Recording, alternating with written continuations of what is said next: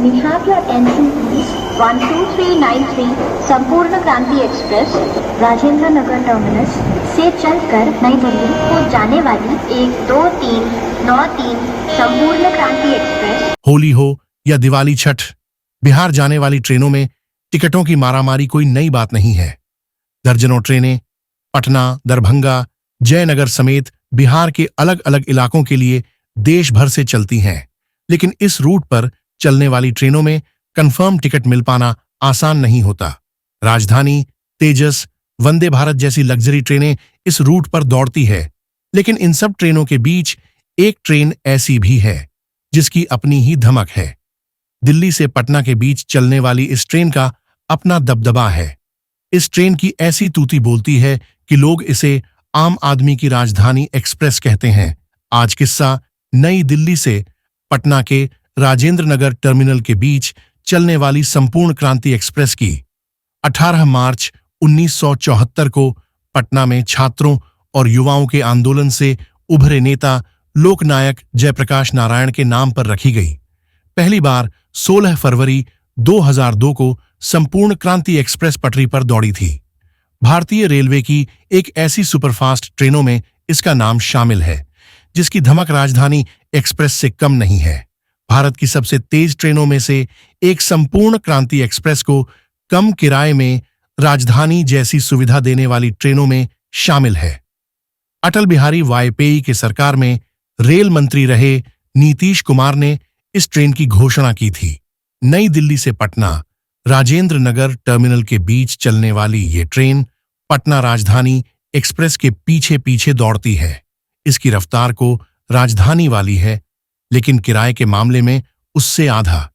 बिहार जाने के लिए लोगों की पहली पसंद बन चुकी इस ट्रेन का किराया राजधानी तेजस एक्सप्रेस के मुकाबले बहुत कम है। आम आदमी के बजट वाली इस सुपरफास्ट ट्रेन में टिकट विंडो खुलते ही भर जाता है। संपूर्ण क्रांति एक्सप्रेस भारत की पहली non AC superfast express train है जिसकी रफ्तार 130 किलोमीटर प्रति घंटे की है। दिल्ली से पटना के बीच की 1001 किलोमीटर की दूरी को यह ट्रेन 13 घंटे से भी कम समय में तय कर लेती है। संपूर्ण क्रांति एक्सप्रेस से पहले की सारी ट्रेनें आईसीएफ कोचों के जरिए चलती थीं। इस ट्रेन की स्पीड के साथ साथ कम स्टॉपेज रखा गया है ताकि सफर को कम वक्त में पूरा किया जा सके। ट्रेन संख्या 12,394 नई दिल्ली राजेंद्र नगर संपूर्ण क्रांति एक्सप्रेस पहले मुगलसराय कानपुर होते हुए नई दिल्ली जाती थी।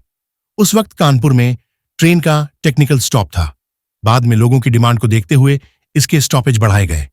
अब ट्रेन कानपुर, मिर्जापुर, पंडित दीनदयाल उपाध्याय जंक्शन और आरा जंक्शन होते हुए पटना और राजेंद्र नगर टर्मिनल पहुंचती है।